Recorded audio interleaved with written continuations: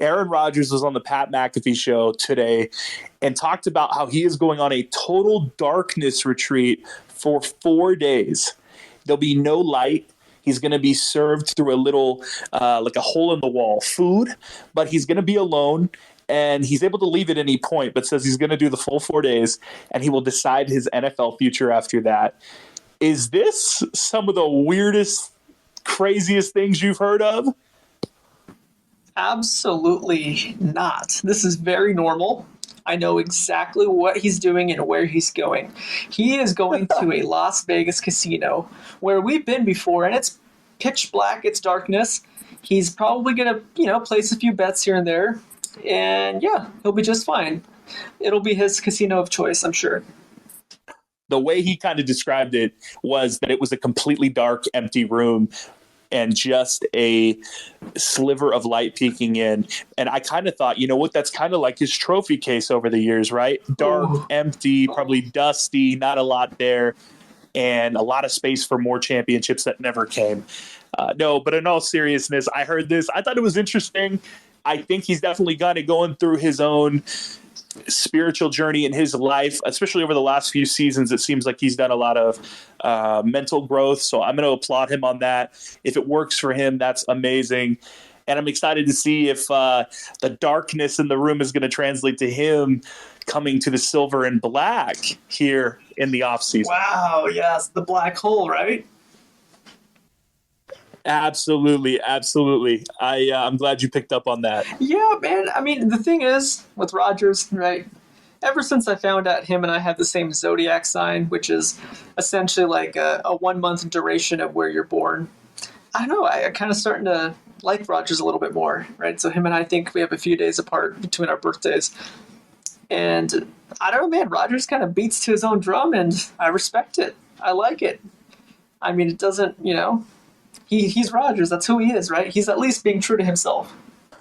That's very fair to say. And if you do decide to go and follow in your fellow zodiac sign steps and go to do a 4-day retreat, just make sure you have some content ready for this pod, because we do go every day and we do need to upload every single day for the viewers, for the listeners. So I think we can transition off the Aaron Rodgers spiritual talk here with some actual. Before we deviate from Aaron Rodgers, all right. Look. You know how it is. You and I were you live in Vegas. I've lived in Vegas. Man, there's a lot of rumors going around that Rodgers is actually looking for a home in my old neck of woods in the Summerlin area.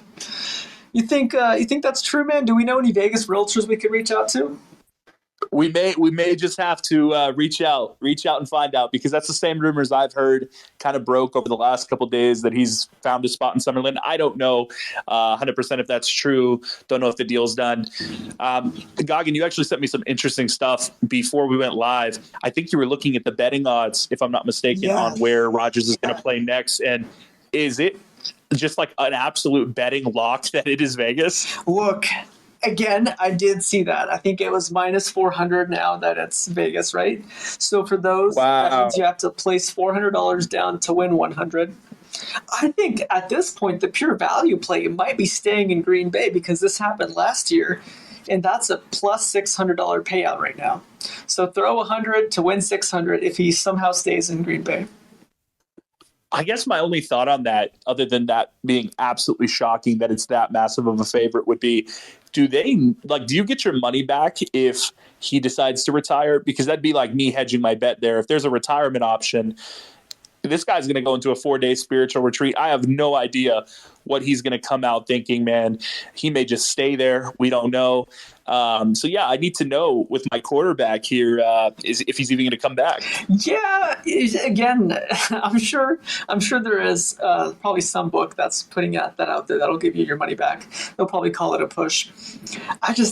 I gotta say, it makes a lot of sense, man. Rodgers going to Vegas. We know how much he talks about Davante Adams. This would be actually really cool to see. We've never seen a receiver leave and then the quarterback follow him to another team. So that actually sounds like a great story. I don't want to stay too long on this topic because I know we have so much to get through, but I have one more question for you, kind of a rapid fire. I want to get your response here. Is the Raiders roster better than the Green Bay Packers roster? Like, do you believe that that's an upgrade for Rodgers at this point of his career? It might be. It might be. So you have Max Crosby, pure superstar at the end, never takes a single playoff. You have a top 5 running back, Jacobs, and then you have a top 5 receiver with Davante Adams. So absolutely. I love that. I think offensively, right, you can't argue against the fact that it's night and day better than what he had over there in Green Bay. Throwing to your boy Christian Watson, not having a really number 1 or number 2 receiver over there. The run game, arguably comparable, I would say. But even then, the upside with Jacob is just so high. And I'm not even talking about Waller or talking about having his old MVP level receiver in Adams back. So I'm glad we agree on that. I can't wait to dive into it more in the offseason once Rodgers comes out of his darkness.